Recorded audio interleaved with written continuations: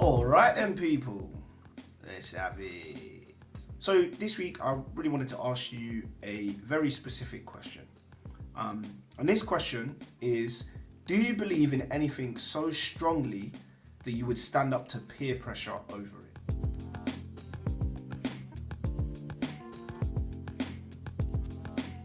And when I was thinking about it with my own life, I was actually genuinely just thinking really simply about my faith. Me being a Christian, I believe in God so strongly because I've seen him do things in my life that I never thought would ever be possible. Lots of stories, some I've shared on here, some I haven't. But sometimes I think, to be honest with you, there's although my faith is quite strong, there are still levels to this, right? There are people that have faith far greater than I could ever even imagine having.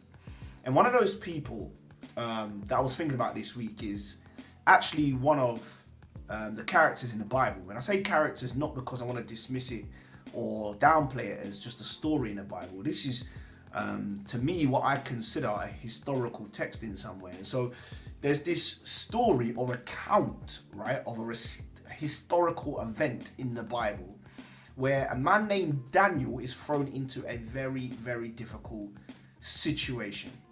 Once upon a time, in a kingdom far, far away, there was a man named Daniel. Daniel loved God very much, and he prayed to him every single day. Thank you, God, for keeping me safe in this faraway land they call Babylon. Daniel was one of the king's most trusted helpers, but some other officials were jealous of him. They wanted to find a way to get Daniel into trouble, but they couldn't find anything wrong with him. So they came up with a sneaky plan to trap him because of his faith in God. We must get rid of this Daniel. We don't like him and his God. They tricked the king into making a new law. It said that anyone who prayed to anyone but the king would be thrown into a den of lions.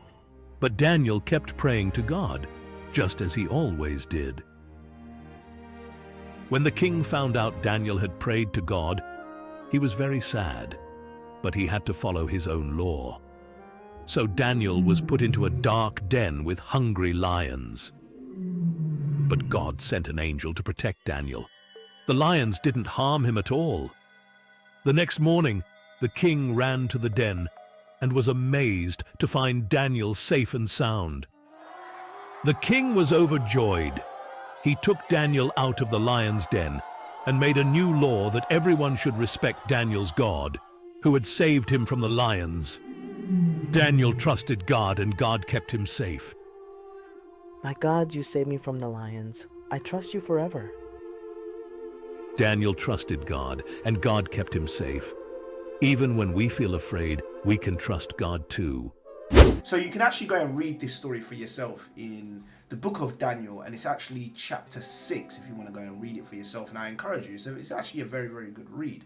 I think this story shows to me that God will use other people like the king, all right? And maybe it might not be like that in society today, but he will use other people to promote me in the work that I'm excellent in. So I always try to be a hard-working, excellent individual in whatever I do. I always try to look for ways to become better.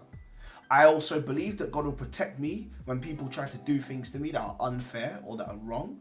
I believe that God has my back. And I also believe that in the craziest of situations, God will be there to rescue me. There's probably 4 or 5 things I think you can really take away from them. I'm going to go through them really, really quick because I don't want to take all your time. But here's the first thing, and I'd be remiss if I didn't say this as a chaplain. Number 1, God is real. God is real, and he will guide and protect you and fill you with wisdom to get out of situations that are tricky in life. You can always ask for prayer and guidance, and I believe he will always give it to you. 2, sometimes people will see you being so good at something that will cause them to be jealous. The thing to remember is, it's not your issue, it's theirs. So don't take it personal as much as you really want it. 3, how you handle people trying to treat you unfairly is actually really important. Daniel did a great job of handling this because what he did so well was he continued to focus on what he was supposed to do. Sometimes things are going to go against you in life that are not supposed to go against you, but because somebody wants it to go against you, it will. And the best thing to do is to focus on what you need to do. Don't try to focus too much on why they're doing it or what the purpose is behind what they're doing. Just focus on what you need to do. If that's focusing on school, your own life, your own family, your own friends, do it. Focus on what you need to do. And I think it's really important to remember this, because sometimes we can be drawn into drama that we don't need in our lives. And so the thing to remember is to focus. Here's the fourth thing. Sometimes you'll be put into a situation in life where you cannot get yourself out of it easily. My takeaway for that is never be ashamed to ask for help. That might happen in school, it might happen outside of school, it might happen with friends, it might happen with family. Whatever it is, never be ashamed to ask for help. Daniel did this so well. He continued to pray and ask God to help him out in the situation, and ultimately he was rescued from a very, very tricky situation. Daniel prayed and ultimately knew God would come to his rescue, and he was right. And so I think for you, and for me too, it's really important to remember there's no shame in asking for help, because the hope is somebody will be there to help us. Whether that's God or somebody, hopefully God sends your way. And that might be a clue to my assembly, but I'll leave that for another time. And here's the final thing I want to challenge you with, all right? Ultimately, your integrity will prove people right or wrong. So always do the right thing, even when no one but God is watching. Integrity matters. I said a lot there, and I really wanted to give you guys sort of a challenge, because there's so many things you can probably take away from that story, and I really do encourage you to read it. Daniel in the Lions is such a great story of faith, of excellence, of rescue. So for you, it might be that you are someone that just needs to learn to ask for help when you need it, and not be ashamed of it, not be scared to put your hand up in a lesson.